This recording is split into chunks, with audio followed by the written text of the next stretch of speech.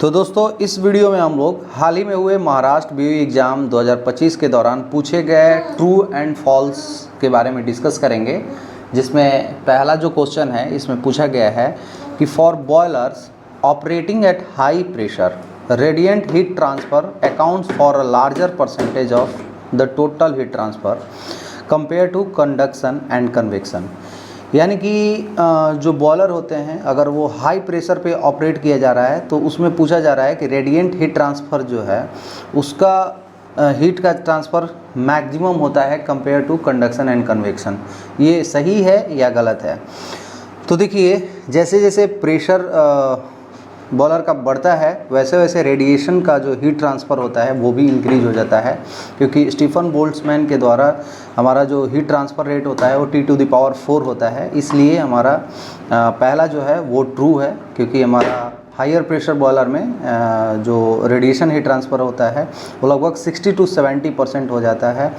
तो यहाँ पे हमारा रेडिएशन हीट ट्रांसफ़र मैक्सिमम होता है। इस तरह से पहले का जो आंसर हो जाएगा वो है ट्रू। तो चलिए अभी हम लोग नेक्स्ट क्वेश्चन यानी 2 नंबर को डिस्कस कर लेते हैं। तो देखिए, इस क्वेश्चन में पूछा गया है कि SO2 emission in FBC boiler fired with high sulphur coal are controlled by adding calcium oxide to the bed.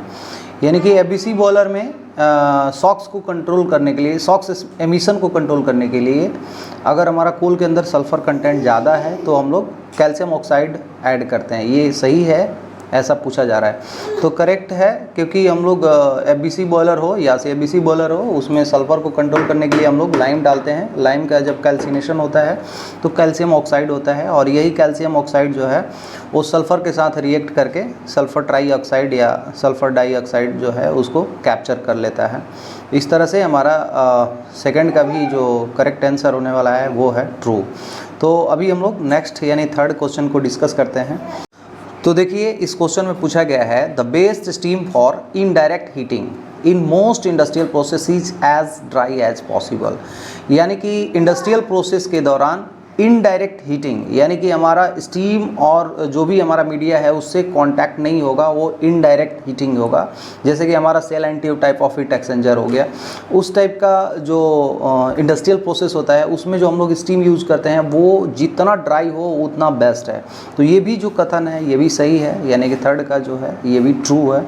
Next है फोर्थ, जिसमें पूछा गया है कि super heated steam is used in LRSB यानी कि long retractable suit blower. Suit blower में हम लोग सुपर हीटेड स्टीम नहीं यूज़ करते हैं, इसमें हम लोग वेट स्टीम यानी कि प्राइमरी का जो रहता है वो वाला यूज़ करते हैं।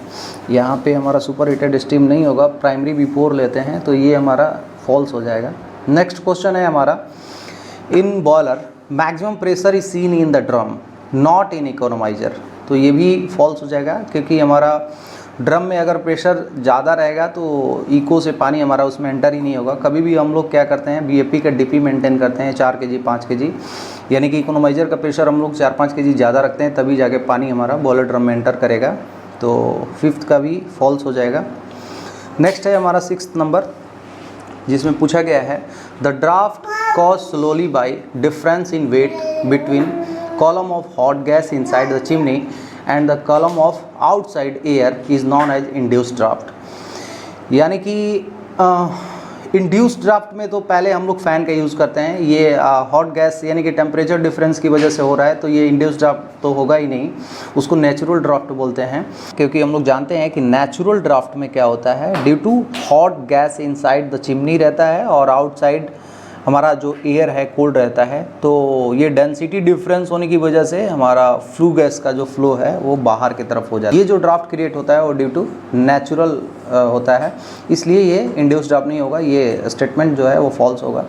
नेक्स्ट 7th क्वेश्चन नंबर है, जिसमें पूछा गया है abrasiveness index gives hardness of coal. ये करेक्ट है। And caking index is a measure of binding property of coal. ये भी जो करेक्शन है, यानी कि कोल का जब हम लोग एब्रेसिवनेस इंडेक्स चेक करते हैं तो वो दिखाता है कि कोल कितना हार्ड है, और केकिंग इंडेक्स बताता है कि कोल का बाइंडिंग प्रॉपर्टी क्या है। ये दोनों स्टेटमेंट ट्रू है, तो 7th का ट्रू होगा। नेक्स्ट है हमारा 8th क्वेश्चन नंबर, जिसमें पूछा गया है 1 kg of CO needs 1.57 kg of oxygen and produce 2.57 kg of CO2। तो देखिए जब हम लोग CO plus half O2 equal to करेंगे तो CO2 का फॉर्मेशन होता है। तो CO का अगर देखा जाए तो 12 प्लस 16 यानी कि 28 हो गया। ऑक्सीजन हाफ O2 का अगर देखा जाए तो ये कितना 32 का आधा 16 हो गया और इधर हमारा 44 हो गया।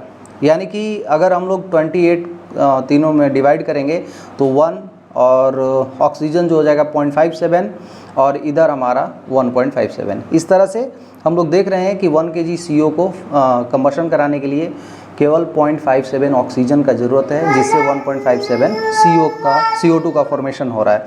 इस तरह से हमारा 8 का जो स्टेटमेंट है वो फॉल्स हो जाएगा। तो चलिए अभी नेक्स्ट यानी 9th नंबर को तो देखिए इस क्वेश्चन में पूछा गया है an increase in steam pressure from 7 kg पर सेंटीमीटर स्क्वायर टू 10 kg पर सेंटीमीटर बेटा will result an increase in a specific volume। यानी कि जब स्टीम का प्रेशर 7 kg से 10 kg तक इंक्रीज होगा तो उस समय हमारा स्पेसिफिक वॉल्यूम इंक्रीज हो जाएगा, ऐसा ये पूछा जा रहा है। बट जैसे ही हम लोग का स्टीम का प्रेशर बढ़ता है तो स्पेसिफिक वॉल्यूम भी क्या हो जाता है, डिक्रीज हो जाता है। जब आप स्टीम टेबल में जाके देखेंगे 7 kg पे आपका 6.7 स्पेसिफिक वॉल्यूम दिखा रहा है, जबकि 10 kg पे आपको 6.5 दिखा रहा है। इस तरह से ये जो स्टेटमेंट है वो फॉल्स हो जाएगा। तो चलिए अभी हम लोग नेक्स्ट और लास्ट जो क्वेश्चन है 10 नंबर उसको डिस्कस कर लेते हैं। तो देखिए इस क्वेश्चन में पूछा गया है कि inverted bucket steam trap operate on the principle of difference in temperature between steam and condensate.